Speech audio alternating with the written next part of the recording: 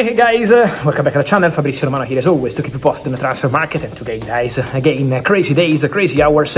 We are here every single day to keep you updated on the market, and so get ready, one more video, more updates for you, more news from all over Europe. I remind you to subscribe to the channel, to like this video. What is going on, everyone, and welcome back to United Focus.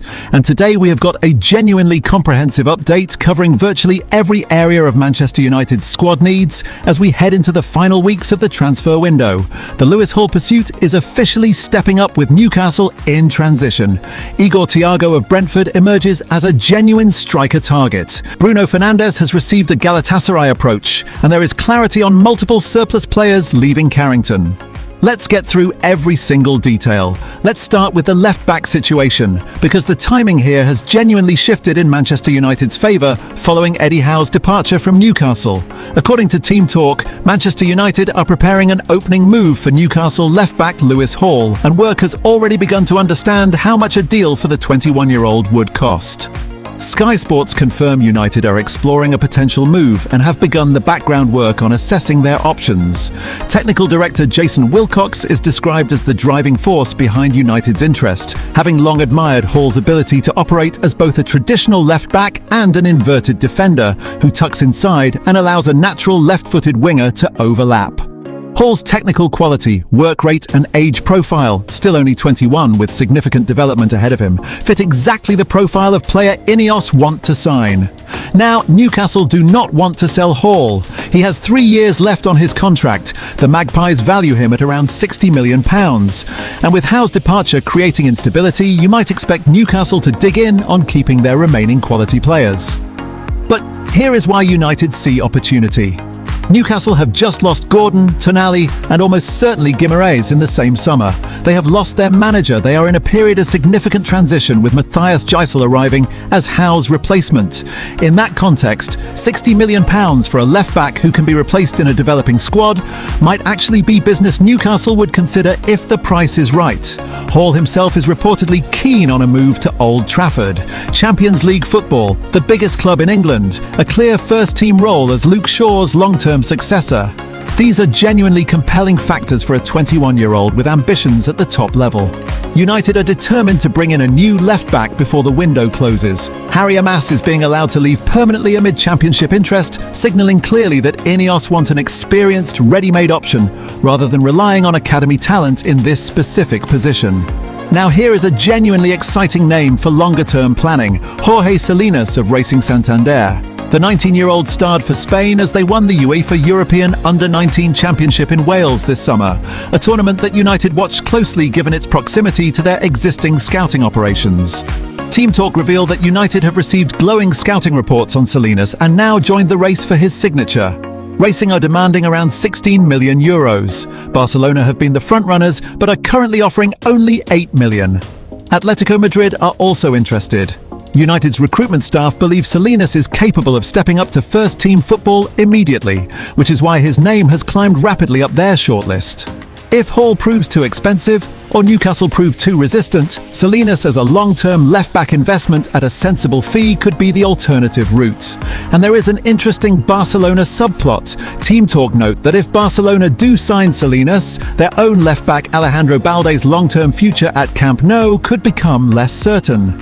United are monitoring Balde's situation too. Several threads to follow here. Now here is the striker update that makes complete sense given the Xerxes situation. According to Ben Jacobs, Manchester United are weighing up a swoop for Brentford's Igor Thiago, the 25-year-old Brazilian who finished as the Premier League's second top scorer last season. Think about that for a moment. The Premier League's second highest scorer is potentially available and United are considering him. Thiago had a stunning campaign for Brentford and has since earned his place in Brazil's plans. He is tall, physical, an intelligent penalty box striker, a completely different profile from the more technical Sesko. With Xerxes heading to Juventus on loan and potentially permanently, United need a genuine backup striker to Sesko who can score goals consistently. Thiago at Brentford proved he can do exactly that in the Premier League. The fee would presumably be significant given his output, but this is exactly the kind of proven Premier League-ready profile that Carrick needs without the development risk of an unknown quantity. Brentford will not sell cheaply, but United's need is real and Thiago's Premier League quality is already proven. Watch this one develop. Right, let's address the Rashford Kone situation that has emerged today. United are reportedly prepared to offer Marcus Rashford as part of a deal to bring Manu Kone from Roma to Old Trafford, potentially reducing the cash element of any transfer fee. The logic is clean on paper. Roma need a left-sided forward. Rashford is a left-sided forward. United need to remove Rashford's £300,000 weekly wage from their books. Roma need funds and players to satisfy their UEFA financial settlement requirements, but the complications are significant, and we should be honest about them. Rashford's salary demands are enormous even on loan. United would need to cover a significant portion of those wages for any loan arrangement, and United have previously been reluctant to sanction another loan following the Barcelona situation, where they effectively subsidised a deal that never resulted in a permanent sale. There is also the question of whether Rashford himself would want to go to Roma. His preference has been for elite European clubs. Barcelona, Bayern Munich were mentioned. Roma, despite their history and Gasperini's ambitions, may not represent the step-up Rashford believes he deserves. Roma are valuing Kone at £51 million. The July 31st deadline for their UEFA settlement has passed, meaning the urgency for Roma has decreased slightly, though the need to sell Kone remains. United have agreed personal terms with Kone. The gap between United's £43 million bid and Roma's £51 million asking price is the remaining obstacle. Whether Rashford as a make-weight closes that gap creatively, or whether it simply complicates an already complex negotiation, remains to be seen. Quick update on the Watkins situation. United have been told that a £40 million bid could potentially secure the Aston Villa striker. However, Villa have already made clear he is not for sale and pushed back on a £30 million Fenerbahce approach. The calculation for United: if Xerxes goes to Juventus permanently at £30 million, would they reinvest that plus more into Watkins at £40 million? He is 30 years old, not a long-term investment, but an immediate impact, proven Premier League striker. The same Liam Delap is mentioned as another option, though United have apparently reached a rapid decision on not pursuing that one. Arsenal are also monitoring Watkins, meaning if United want him, they need to move quickly before another suitor makes their interest concrete. Now here is a story that could develop significantly. Turkish side Galatasaray have indicated they are willing to meet the salary demands of Manchester United captain Bruno Fernandes, according to HT Spor. Fernandes has just 1 year remaining on his contract, with United holding an option to extend for a further 12 months.